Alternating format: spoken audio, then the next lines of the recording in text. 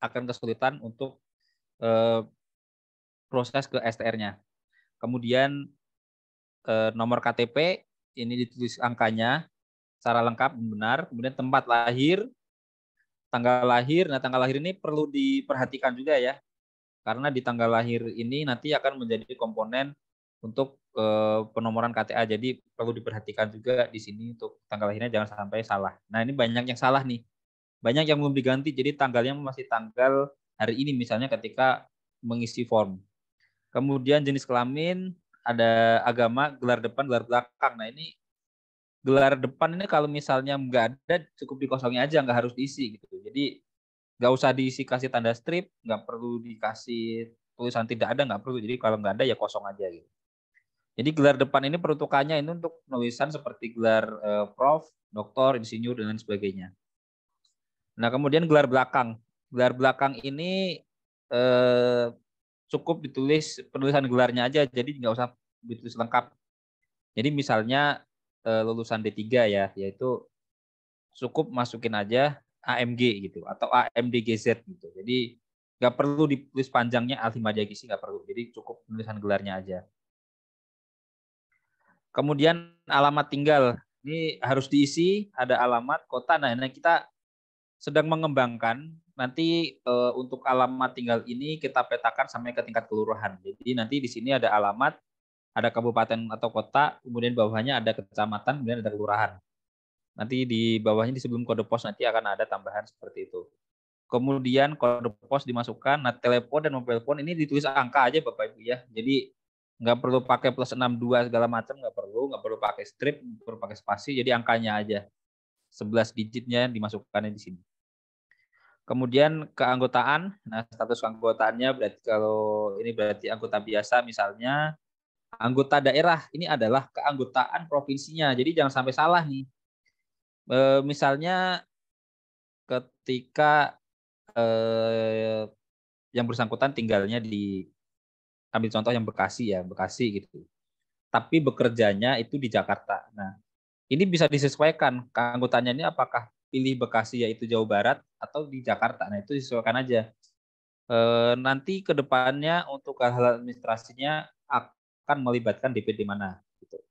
Jadi misalnya tinggal di Bekasi, kerja di Jakarta, itu nanti sebaiknya saran saya menggunakan keanggotaannya Jakarta. Kenapa? Karena nanti untuk administrasi segala macam nanti urusannya dengan DPD Jakarta. Misalnya seperti surat rekomendasi pembuatan SIK, rekomendasi pembuatan SIP itu kan nanti harus ada dari DPD. Nah, itu sebaiknya DPD tempat bekerja.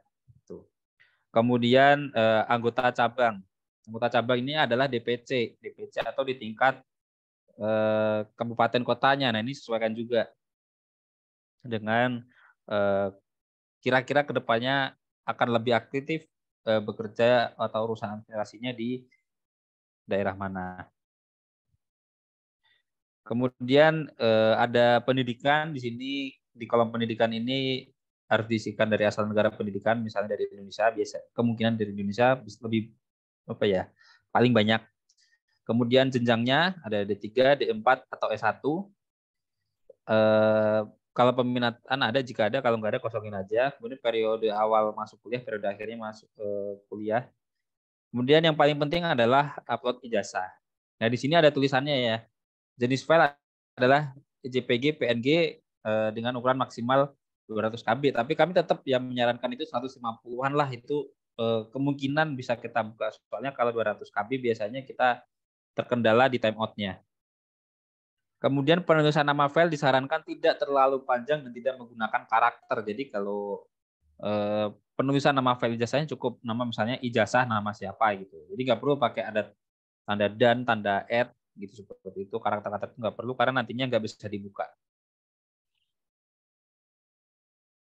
Kemudian alamat kantor, nah ini wajib diisi. Tapi kalau misalnya ini masih fresh graduate belum bekerja, itu mungkin bisa diisi dengan alamat tempat tinggal terlebih dahulu. Nah itu yang penting tidak kosong ya.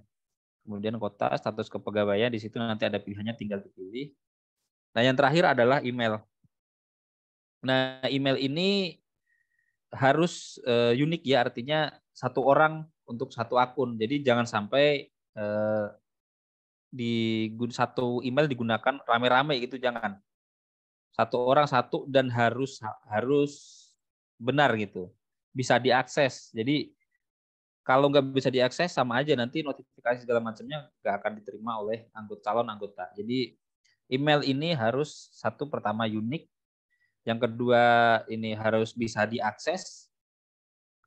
Yang terakhir ini kami sarankan menggunakan Gmail karena banyak kasus ketika menggunakan Yahoo itu tidak terkirim notifikasinya. Jadi kami sarankan menggunakan Gmail aja.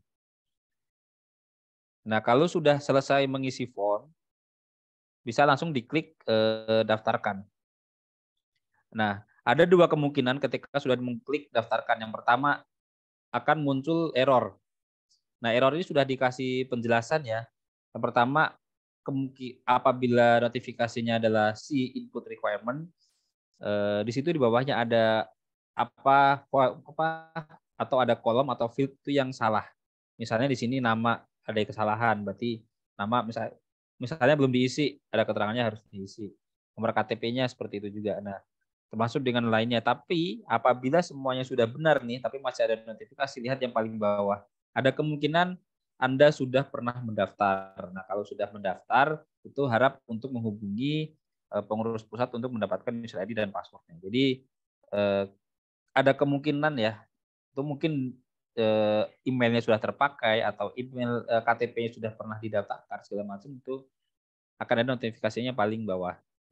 Nah, kemungkinan kedua itu apabila registrasinya sukses. Nah, kalau registrasinya sukses akan muncul notifikasi Persatuan Gizi Indonesia cabang DPC mana, atas nama siapa, pendaftaran diterima, akan melakukan verifikasi, kemudian notifikasinya akan disampaikan ke email. Nah, emailnya di situ dicantumkan, jadi harus disesuaikan. Jadi kita notifikasi dikirim ke email ini. Jadi yang dicek itu ya email yang ada di sini. Nah, nanti ketika sudah ada verifikasi yang artinya disetujui, sebenarnya nanti ada 3 bentuk verifikasi. Yang pertama diterima, diminta perbaikan, dan juga yang terakhir adalah ditolak. Tapi semuanya tetap ada notifikasinya via email. Jadi kalau misalnya ada perbaikan, nanti perbaikannya apa disampaikan via email. Kemudian kalau ditolaknya alasannya apa, nanti disampaikan juga di email. Nah, khusus untuk perbaikan sebenarnya ada linknya untuk memperbaiki. Jadi ketika kita memberikan info perbaikan, nanti di bawahnya ada link khusus itu untuk melakukan perbaikan form registrasi. Nah, apabila diterima, ini saya ambil contoh virtual account request, ini tagihan ya untuk pembayarannya ketika sudah diterima pengajuannya. Tampilannya seperti ini, akan ada tagihan dari Bank BNI dengan mencantumkan pertama nomor VA. Jadi nomor VA ini adalah nomor yang dijadikan rekening tujuan ketika akan membayar. Jadi misalnya membayarnya lewat banking, lewat ATM atau lewat internet banking segala macamnya, itu rekening tujuannya adalah nomor VA ini. Kemudian nama, jadi nomor VA ini harus disesuaikan dengan nama si pendaftar. Jadi misalnya di sini saya ambil contoh nama yang mendaftar adalah Dami. Nah, di nomor VA dengan nomor VA ini nama tagihannya harus nama Dami. Jadi kalau misalnya namanya orang lain, sebaiknya jangan dibayarkan terlebih dahulu. Nah, nanti akan ada informasi email, dan yang paling bawah yang paling penting juga adalah tanggal jatuh tempo. Nah, jadi setiap virtual account ini ada masa aktifnya.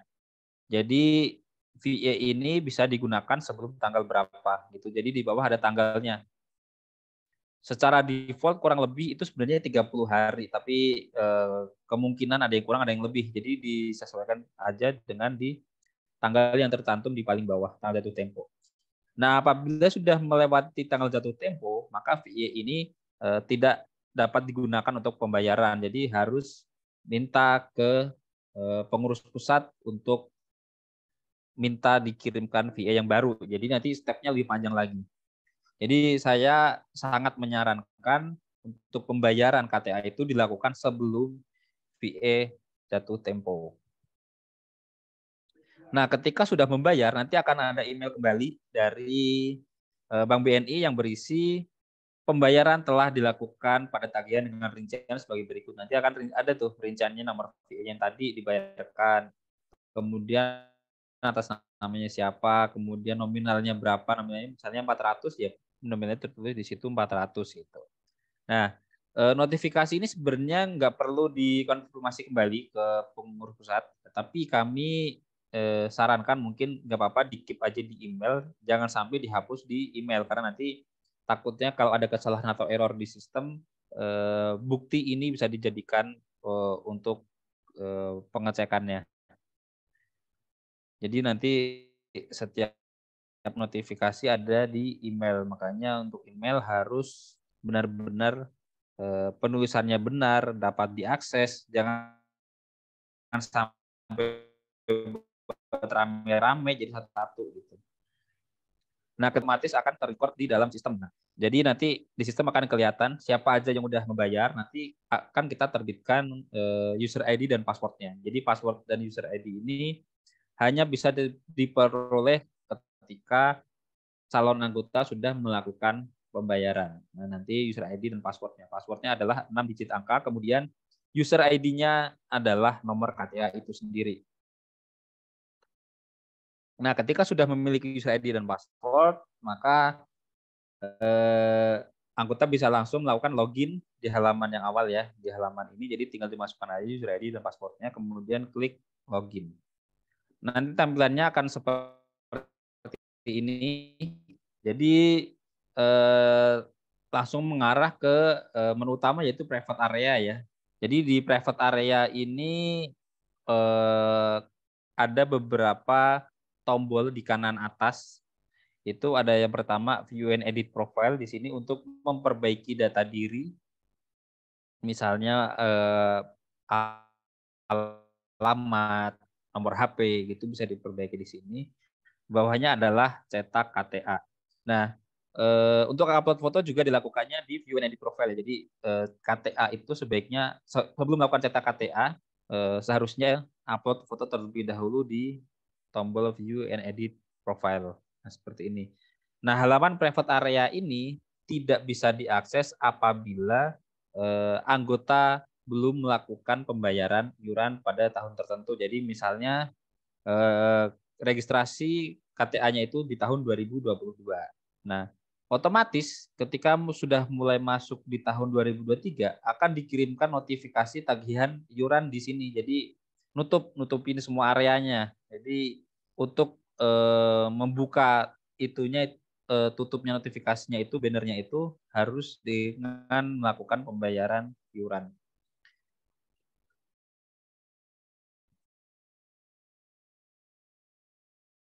Nah, sekarang kita masuk ke salah satu menu yang mungkin kita bahas ini aja ya, bahas ke menu-menu di private area ya. Yang pertama itu ada account setting. Nah, di sini account setting adalah menu untuk memperbarui akun. Jadi yang pertama adalah memperbarui email. Jadi mungkin Bapak Ibu atau teman-teman ada yang ganti email, nanti perbaikannya di sini bisa dilakukan secara mandiri. Kemudian di sebelah kanan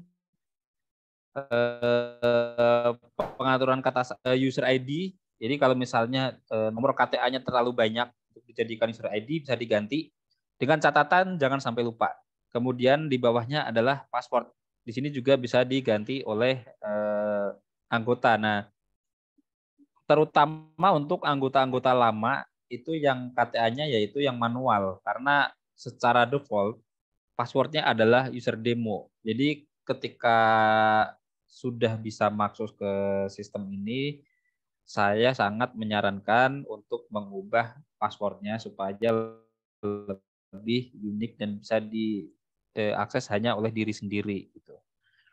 Nah itu untuk perubahan akun. Jadi jangan lupa ketika sudah melakukan perubahan, jangan lupa diklik simpan.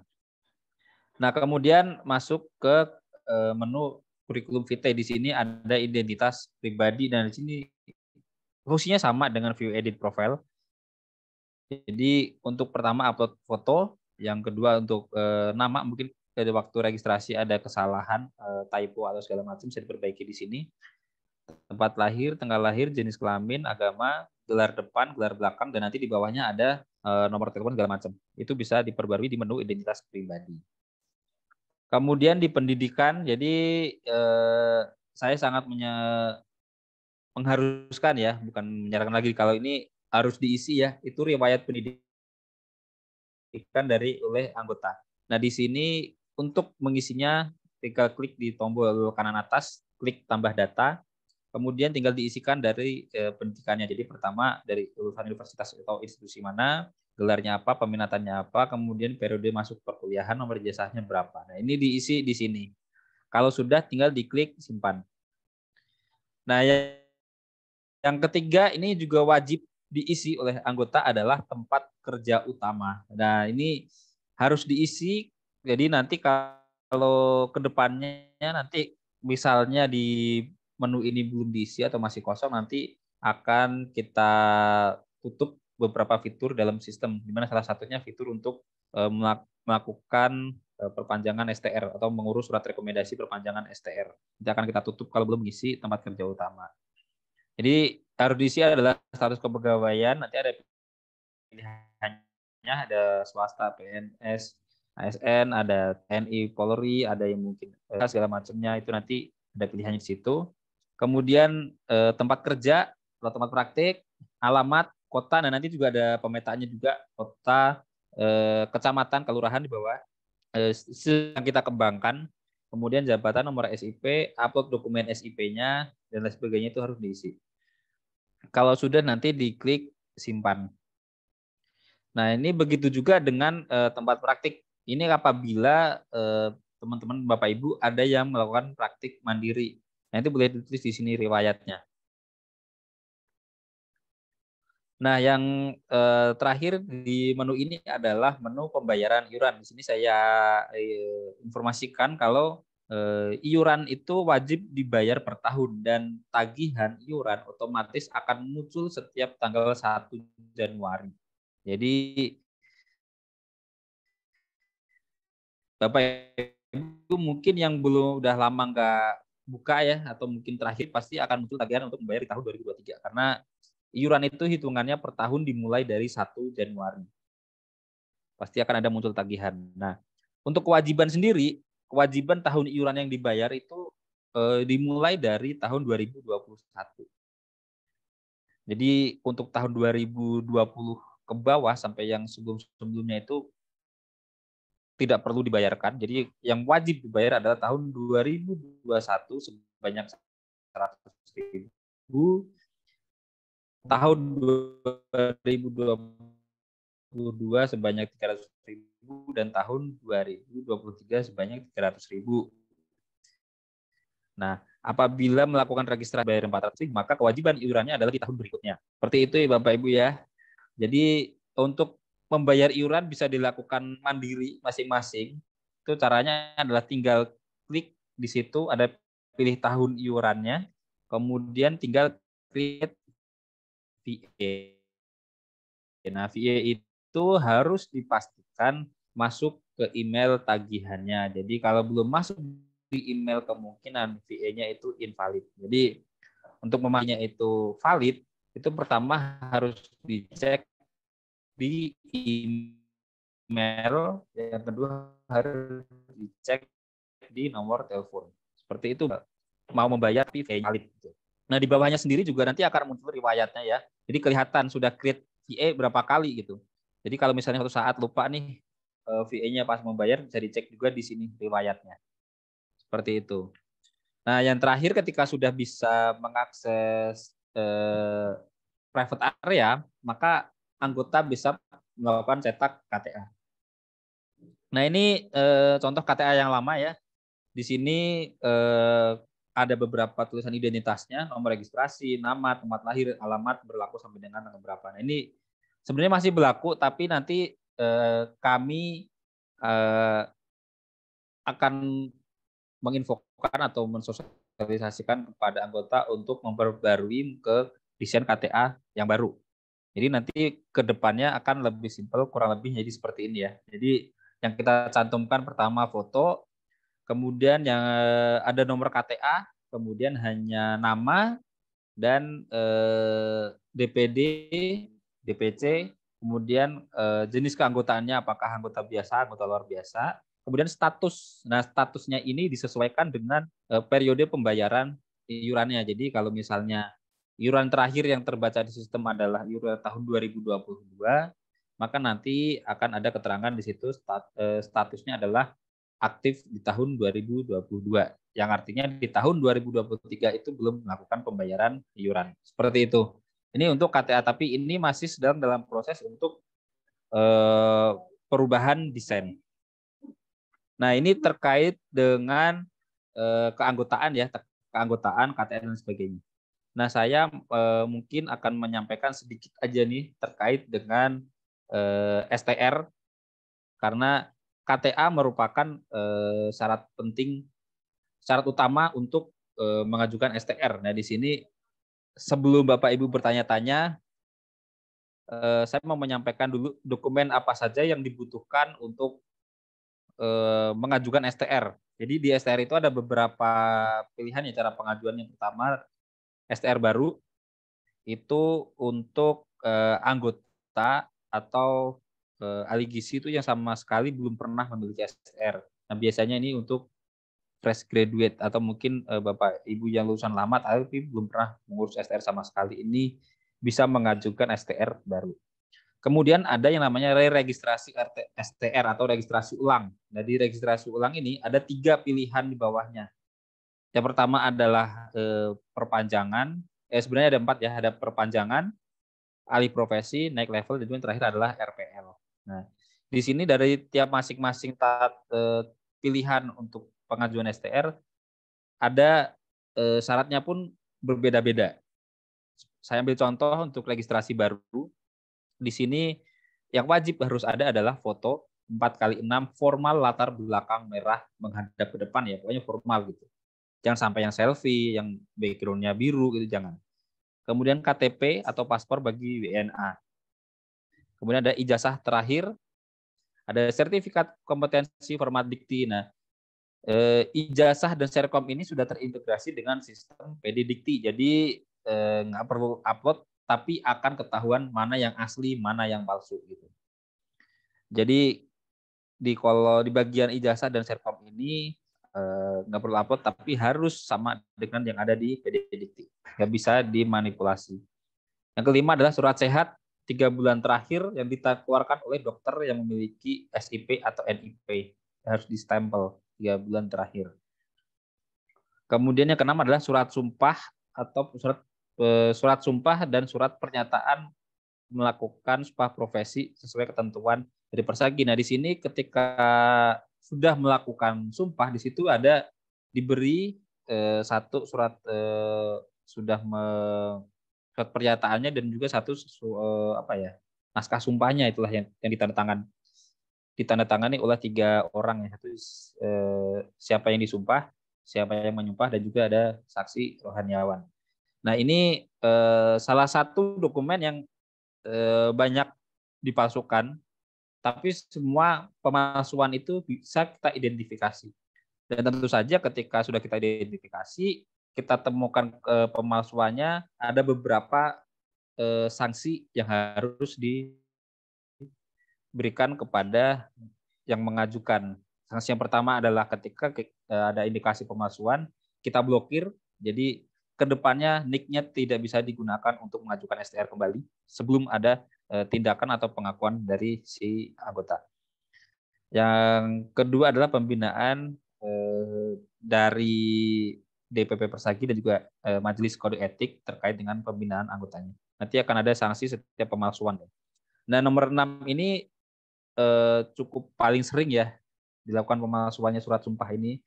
Jadi banyak mungkin yang belum disumpah atau yang nggak mau ikut sumpah tapi pengen punya STR, itu akhirnya memalsukan dokumen. Ini terdeteksi. Jadi jangan dicoba-coba gitu.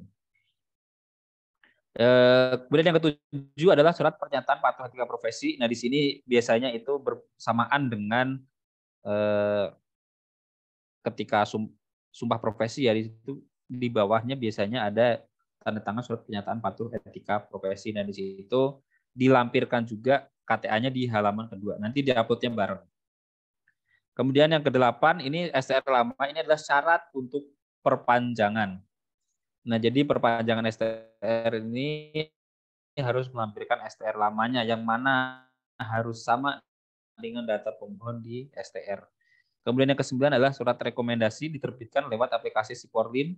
Nah, ini ada beberapa juga yang dipalsukan. Jadi saya juga nggak tahu kenapa orang bisa berpikir untuk memasukkan surat rekomendasi yang jelas-jelas kalau pemalsuan itu pasti bisa kita deteksi dan pasti kita berikan sanksi ya. Cuman entah kenapa ada yang mencoba-coba memasukkan surat rekomendasi ya, nanti endingnya atau imbasnya adalah kerugiannya itu dialami oleh si anggota sendiri, di mana nantinya akunnya akan kita disable, nomor KTP-nya akan kita blok, entah itu di STR ataupun di sistem Siporlin. Jadi nanti ke depannya justru sama sekali nggak bisa mengajukan gitu.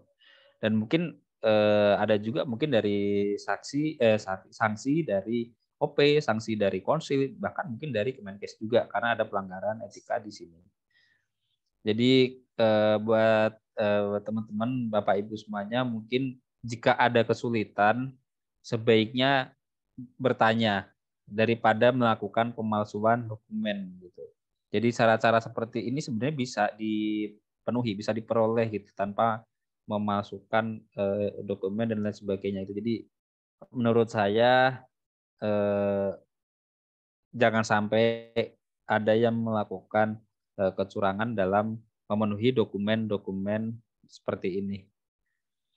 Ya mungkin dari saya terkait dengan keanggotaan dan dokumen-dokumen untuk perpanjangan STR-nya. Mungkin nanti untuk tata cara ya terkait dengan Siporlin, CPD atau mungkin STR, mungkin nanti kita agendakan khusus ya di luar dari keanggotaan.